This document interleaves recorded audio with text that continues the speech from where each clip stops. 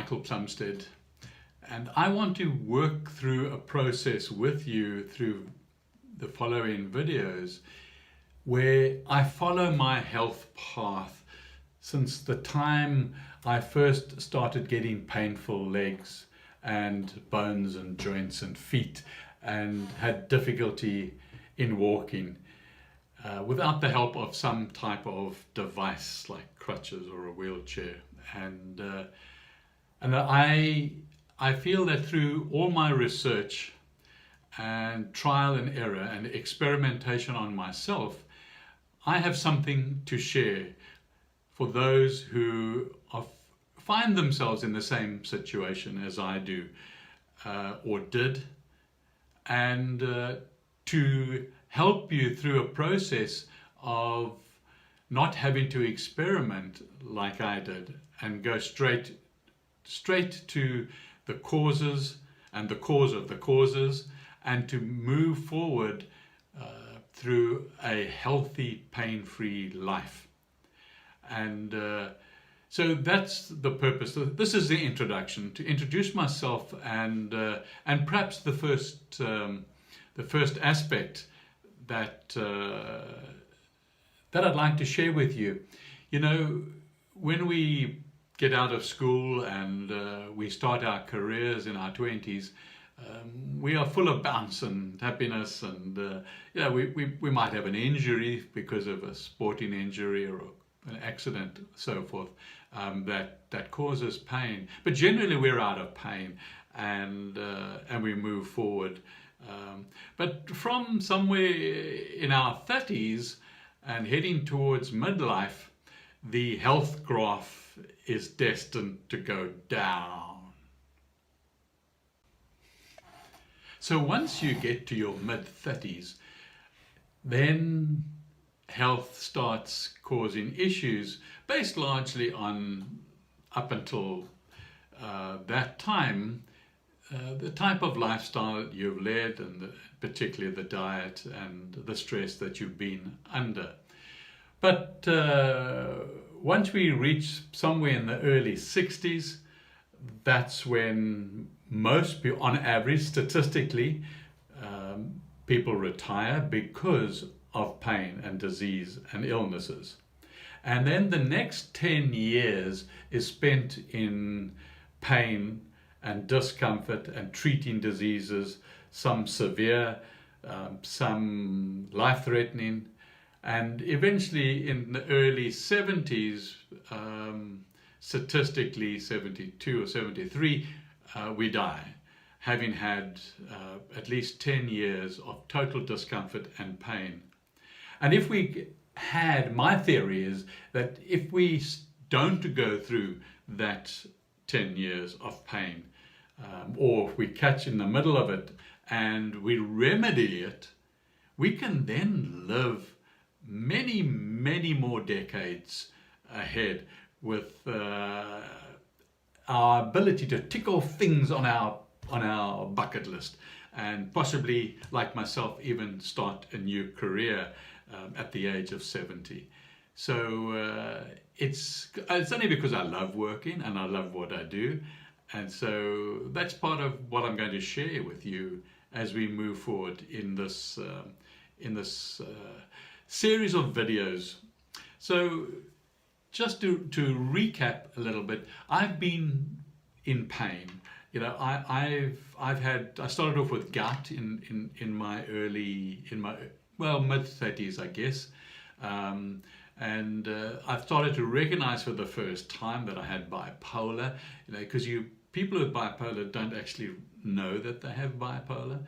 Other people do, everybody around them, but you can't tell somebody they've got bipolar because they won't believe you. I suffer to things like herpes, which is all sorts of things happening on the extremities of your body, and it's not just your hands.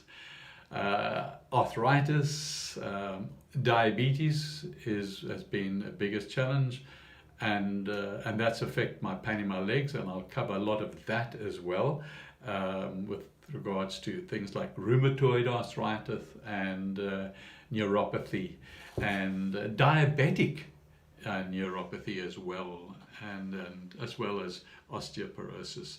So, all those things, I mean, in between those, there were things like Lyme's disease and leaky gut, and I discovered I had mould, and I landed up with a mild stroke. So I guess I'm no different to a lot of you who might be hopefully watching this video, and maybe you can identify with some of the things that I have been through and gone through.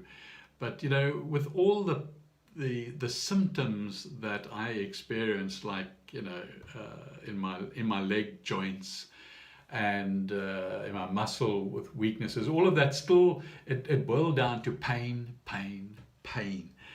difficulty in walking, pain, difficulty in walking, pain, difficulty in walking, and that made you fatigued.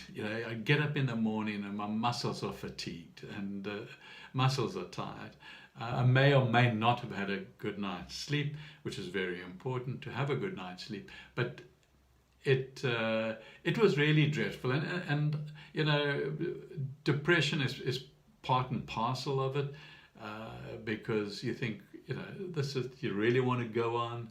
A little bit of brain fog, also and then you catch the infections or colds and flus and things, and you get constipation, you get diarrhea, and my neck used to feel so stiff and sore at times, and not necessarily only when I woke up, I would, around where the vagus nerve is, and but I'll be talking about those things, and I just want to finish off this first introduction video with the first aspect that I discovered with my research, and that is terribly important, and that is acidity of the blood.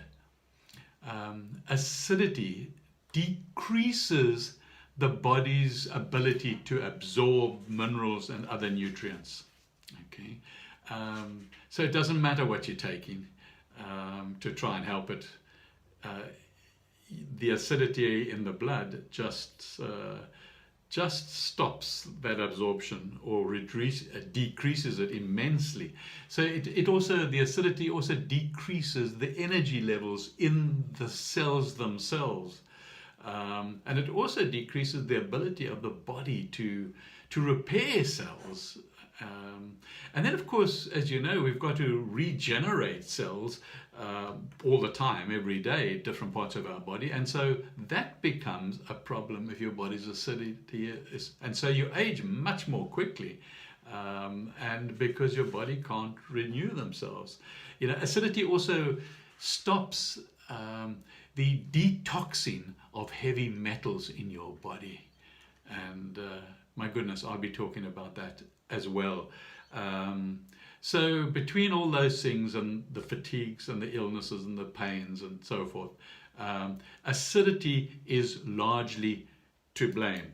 But the most, shall we say, the important aspect that we need to just know about acidity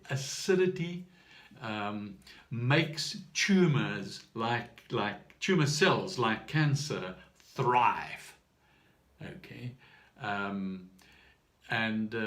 Cancer can't live in a body that is alkaline. It just can't. Okay, but there's a lot more to it, and I'm not going to be talking about cancer now. I did write a book about cancer before I started this series last year, and I've published it, and called Cancer Holocaust: The Road to Self-Healing.